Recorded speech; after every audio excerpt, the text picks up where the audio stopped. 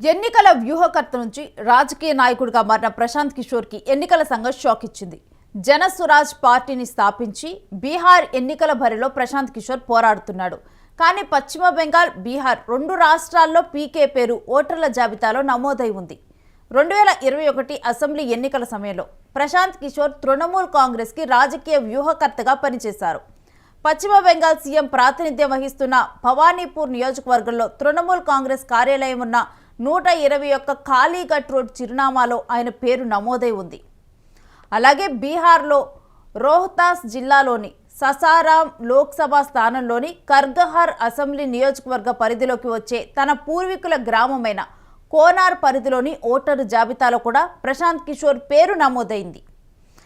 ఇక ప్రజా ప్రాతినిధ్య చట్టం 1950లోని సెక్షన్ 17 ప్రకారం ఏ వ్యక్తి కూడా ఒకటి కంటే ఎక్కువ నియోజకవర్గాల్లో ఓటు హక్కు ఉండకూడదు.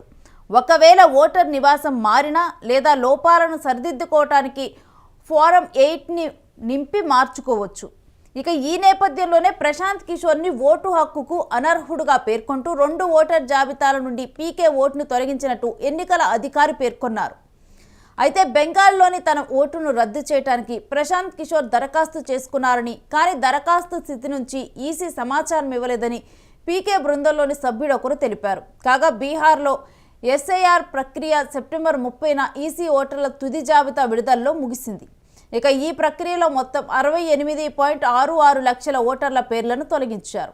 ఇందులో 7 లక్షల ఎంట్రీలు ఒకటి కంటే ఎక్కువ చోట్ల నమోదైన ఓటర్లకు చెందినవిగా ఈసీ ప్రకటించింది. అయితే ఓటర్ల జాబితాలో ఇప్పటికీ డబుల్ ఎంట్రీ పేర్లు ఉండటంతో మరొకసారి ఎన్నికల సంఘంపై పనితీరుపైన ప్రశ్నలు లేవనెత్తుతున్నారు.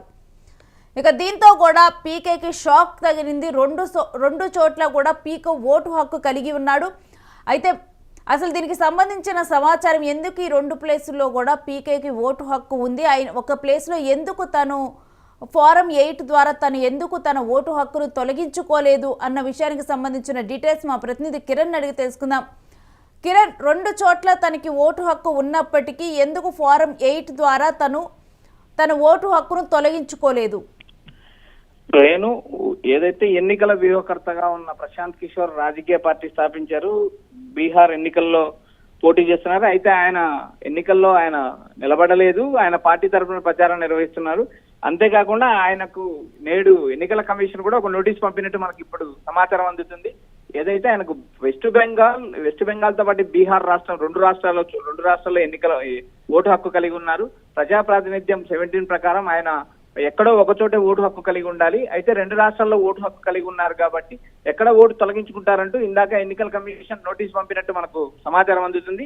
అయితే ఇప్పటికైతే ప్రశాంత్ కిషోర్ ఆ వ్యవహారాలపై స్పందించలేదు. ఆయన ఓటు హక్కు ఎక్కడెక్కడ ఉందని మనం పరిశీలించినప్పుడు బీహార్లోని రోహ్తాస్ జిల్లా ససారంలోని కర్గాహర్ అసెంబ్లీ నియోజకవర్గం రిటర్నింగ్ అధికారి ఆయనకు నోటీస్ పంపాడు. Booth number 621, voter ID number 1013123718 కింద ఓటర్ గా పేరు నమోదైంది. అంతేకాకుండా వెస్ట్ బెంగాల్లోని భవానీపూర్ అసెంబ్లీ నియోజకవర్గంలో Saint Helen school polling booth లో కూడా ఆయన ఓటు హక్కు నమోదైంది. 2 చోట్ల మీకు ఓటు హక్కు కలిగి ఉన్నారంటూ ఎన్నికల కమిషన్ నోటీసు జారీ చేసింది. అంతేకాకుండా ప్రజా ప్రాతినిధ్య చట్టం 1950 సెక్షన్ 17 ప్రకారం ఒక వ్యక్తికి ఒక ఓటు హక్కు మాత్రమే ఉండాలి. ఎక్కడికైనా బదిలీ జరిగినప్పుడు కానీ ఆ నియోజకవర్గాల్లో ఓటు హక్కు నమోదు చేసుకున్నప్పుడు ఒక ఓటు హక్కును క్యాన్సిల్ చేసుకోవాల్సిన అవసరం ఉంది. అయితే ఈయన బీహార్ లో కానీ వెస్ట్ బెంగాల్లో కానీ ఏదో ఒక చోట ఓటు హక్కు కలిగి ఉండాలి.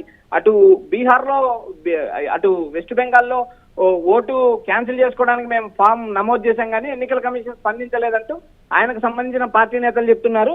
అయితే ఈ ప్రజా ప్రాతినిధ్యం చట్టం 17 ఉల్లంఘించిన ప్రశాంత్ కిషోర్ కు దాదాపు 7 ఏళ్ల జైలు శిక్ష పడే అవకాశాలు కూడా ఉంటాయి. రేణు, అయితే కిరణ్, తను ఎన్ని సంవత్సరాల క్రితం కూడా ఈ ఓటు హక్కును తొలగించుకునేందుకు కూడా ప్రయత్నించారు, తనకి ఎందుకు క్యాన్సిల్ అవ్వలేదని చెప్పి తను చెబుతూ ఉన్నారు.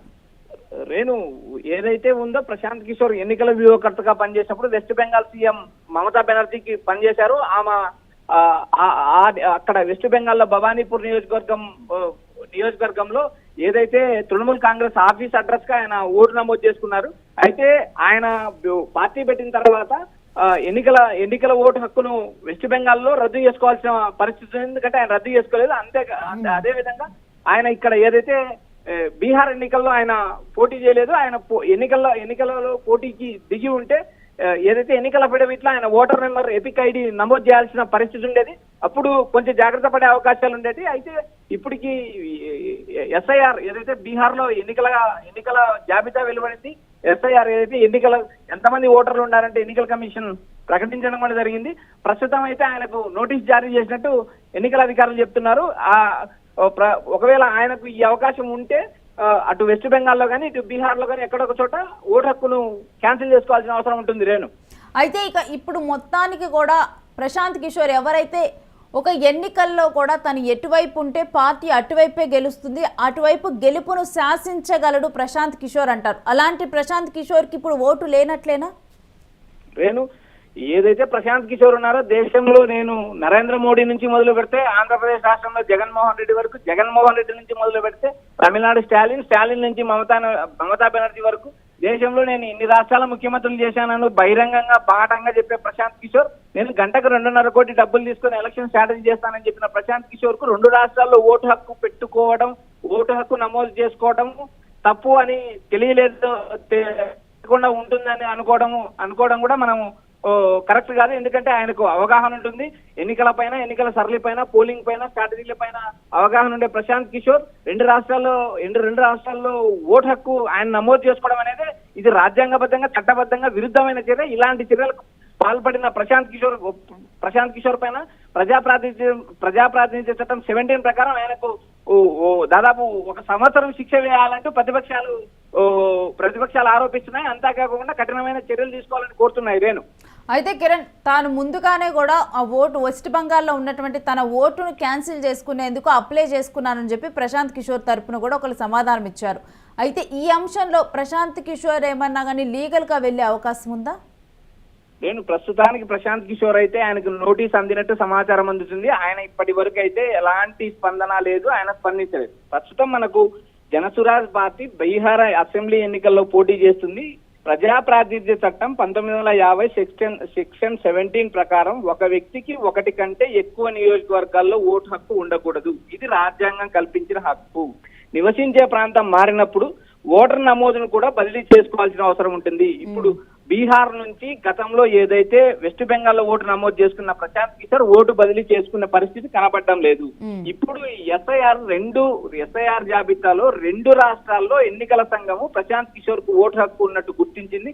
అంతేకాకుండా ఆయనకు నోటీస్ జారీ చేశామని చెప్తుంది. కానీ మరో పక్క ఎన్నికల కమిషన్ 2 రాష్ట్రాల్లో ఆయన ఓటు రద్దు చేసినట్టు అనఫిషియల్ గా సమాచారం అందుతుంది Renu. Right, thanks for the details Kiran. ఇది పీకేకి బిగ్ షాక్ గానే చెప్పాలి. ఎందుకంటే మోడీ నుంచి మొదలు పెడితే ఇటు ఏపీలో రాజకీయాల వరకు జగన్మోహన్ రెడ్డి వరకు కూడా అందరినీ నేనే గెలిపించాను అని చెప్పుకునే పీకే ఒక వ్యక్తికి 2 ప్లేసుల్లో కూడా ఓటు హక్కు ఉండకూడదు అనే విషయాన్ని మాత్రం మర్చిపోయారా, లేకపోతే బేఖాతరు చేశారా? ఇప్పుడు ఆయనకి అసలు పూర్తిగానే ఓటు హక్కు లేకుండా పోయినట్లుగా కూడా తెలుస్తూ ఉంది. ఎందుకంటే వెస్ట్ బెంగాల్లో తను ఓటు హక్కు తీసుకున్నప్పుడు బీహార్లో అయినా కానీ తను క్యాన్సిల్ చేసుకొని ఉండాల్సింది తన ఓటు హక్కుని. కానీ బీహార్లో కూడా కంటిన్యూ చేసి ఇప్పుడు బీహార్ ఎలక్షన్స్కి ముందర కూడా తను బీహార్లో పోటీ చేస్తాను అని చెప్పి కూడా ప్రశాంత్ కిషోర్ చెప్పారు. తర్వాత పరిణామాల దృష్ట్యా కూడా ప్రశాంత్ కిషోర్ ఇప్పుడు బీహార్లో పోటీ చేయటం లేదు. అలాంటప్పుడు మరి వెస్ట్ బెంగాల్లో అయినా కానీ తన ఓటు హక్కుని తీపించుకొని ఇక్కడ బీహార్లో కంటిన్యూ చేయాలి కదా. ఆ వెస్ట్ బెంగాల్లో ఓటు హక్కు తీసుకునే సమయంలో తను బీహార్లో ఓటు హక్కును రద్దు చేసుకోలేదు. మరోవైపు ఇప్పుడు బీహార్లో తను ఎలక్షన్స్లో పోటీ చేయాలి అనుకున్న సమయంలో తను వెస్ట్ బెంగాల్లో కూడా తన ఓటు హక్కును క్యాన్సిల్ చేసుకోలేదు.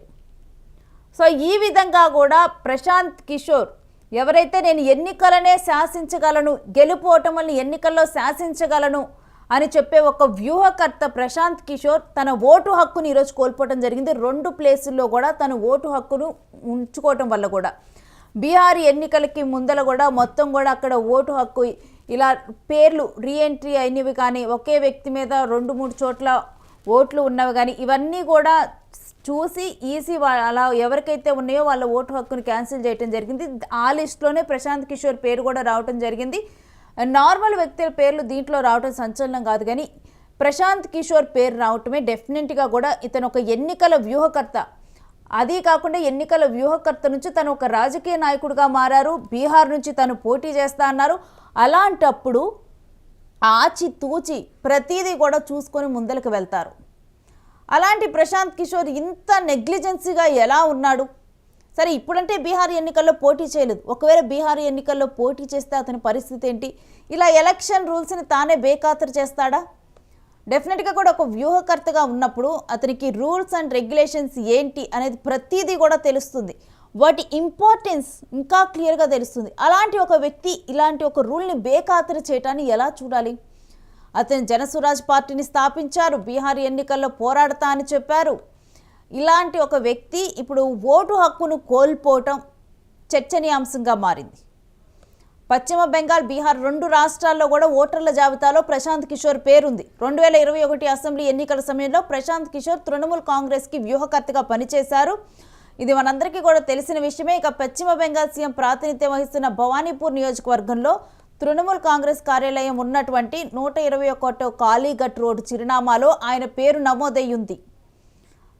ఇక బీహార్లో రోహతాస్ జిల్లాలోని ససారాం లోక్సభ స్థానంలోని కర్గహర్ అసెంబ్లీ నియోజకవర్గం పరిధిలో వచ్చే తన పూర్వీకుల గ్రామమైన కోనార్ పరిధిలోని ఓటర్ జాబితాలో కూడా ప్రశాంత్ కిషోర్ పేరుంది. ఈ విధంగా కూడా రెండు చోట్ల కూడా తన ఓటు హక్కును పొంది ఉన్నాడు. ఇక అందుకు గాను తన ఓటు హక్కు రద్దయినట్లుగా కూడా మనకి తెలుస్తూ ఉంది. ఈ మేరకు అఫీషియల్గానైతే అనౌన్స్ చేయలేదు, కానీ మనకి అన్అఫీషియల్గా కూడా ఈ ఇన్ఫర్మేషన్ తెలుస్తూ ఉంది.